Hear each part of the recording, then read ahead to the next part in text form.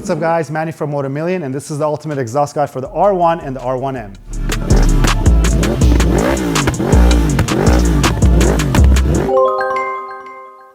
Before we get into the upgrades of the exhaust system, let's talk about the stock exhaust systems that are found on the R1 and the R1M because they're inherently different from the other super bikes that you guys are used to seeing over here at Motor Million, which is the Panigale V4 and the S1000RR and their variants. And if you guys are looking for the ultimate exhaust guide for those specific models and their variants, we already have that video out on our YouTube channel. Go and check it out.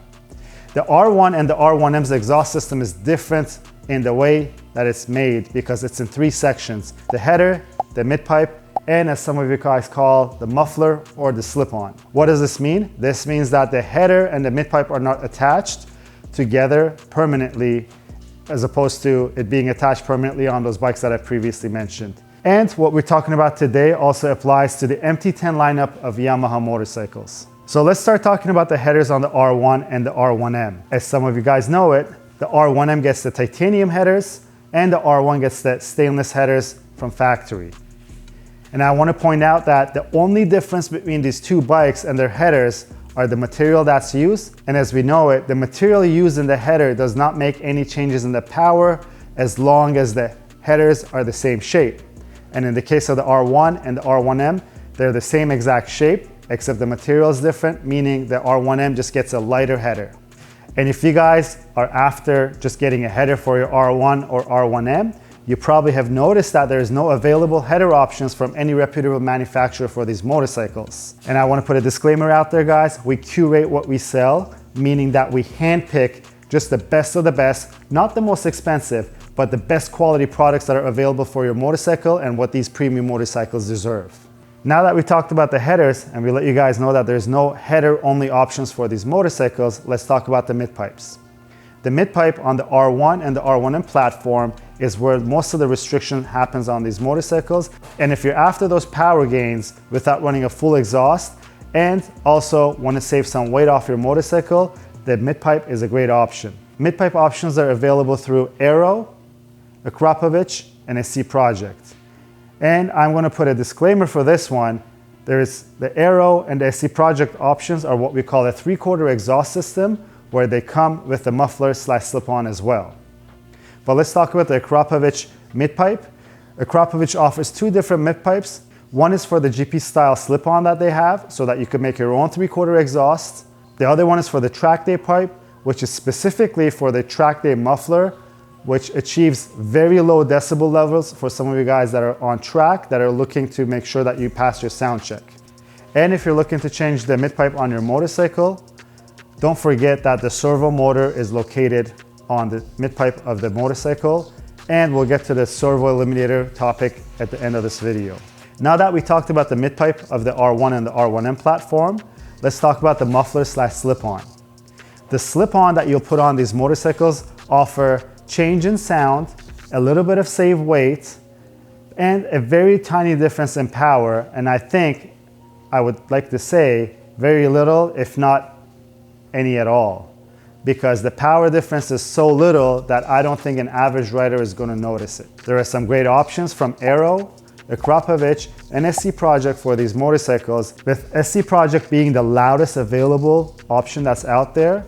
Akrapovic has a few options, like I mentioned in the midpipe. There is the GP style, which offers great sound at wide open throttle, but it's relatively quiet at idle.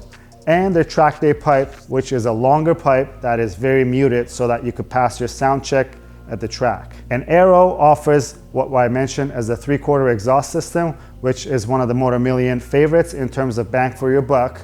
That includes the midpipe and the muffler, and it features their Pro Race signature slip-on on there as well. Now that we went over the individual upgrades of the exhaust system, let's talk about the full exhaust systems. Aero and Akrapovic offer great full exhaust systems for these bikes, and they figured that if you're looking for the optimal power, that you should be looking at a full exhaust system and not just a header. And this is one of the main reasons why there's no header options available for this bike by themselves. And if you look at a full exhaust system from Aero and Akrapovic, you'll notice that the header shape is completely different. And this is where the benefits of power come from, and the power band characteristics that these companies offer are available for your R1 and R1M. The power characteristics of a motorcycle comes through the header and the midpipe, and if you're after the most power that you want out of these bikes, I urge you to look at the full exhaust options, with the most popular and my personal favorite being the Krapovich Evolution GP exhaust system. I'm going to get into a side note. I said the Evolution was my favorite. I say it's my favorite in terms of the publicly available consumer models out there. What you see right behind me might look like an Evolution, but if you look closely, there's a little bit of a difference where the muffler is mounted, and the muffler is a little bit longer than the GP muffler that's available through the Evolution GP exhausts. What you're seeing behind me is the Krapovich World Superbike system, in specific, the Superstock system.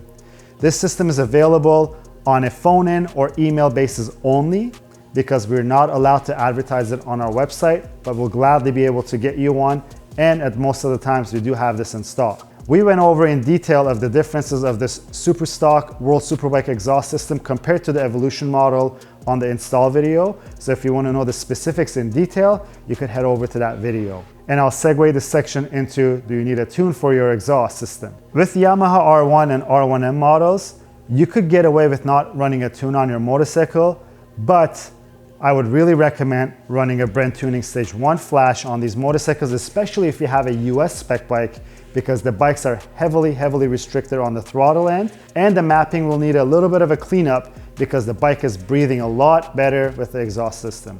If you've changed your midpipe or the full exhaust system on your R1 or R1M, you can get away with no mapping on your motorcycle, but I heavily recommend getting a Brent Tuning Stage 1 Flash for your motorcycle. The reasons being, especially if you own a US bike, these bikes are heavily restricted in the US electronically, which the Flash will take care of, but the power characteristics change so much with a full exhaust on these bikes that I would really recommend you getting a proper map for it. Especially if you're looking after the World Superbike exhaust that we mentioned, it does not run O2 sensors. You will need to delete those, and they have to be done through the Flash.